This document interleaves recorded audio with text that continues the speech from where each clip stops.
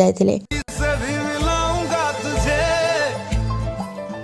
ଆଉ ଏଠି ଏ ଗରିଲାକୁ ଦେଖିକି ଏମିତି ଲାଗୁଛି ବବୁଲ ଏଥର ଭାଲୁ ନ ହେଇକି ଗରିଲା ହେଇଯାଇଛି। अरे कहना क्या चाहते हो? इस सज्जन को क्या तकलीफ है भाई?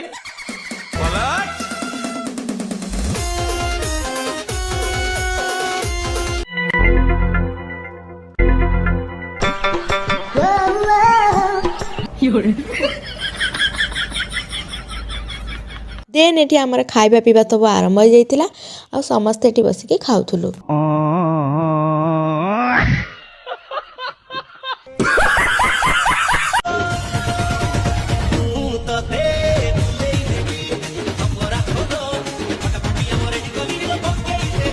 ଦେନ୍ ଏଠି ଆମେ ଗପ ମାରୁଥିଲୁ, ମାନେ ଗପ ମାରିବାର ଆକ୍ଟିଂ ଟିକେ କରୁଥିଲୁ ଭିଡ଼ିଓଟା କରିବୁ ବୋଲି।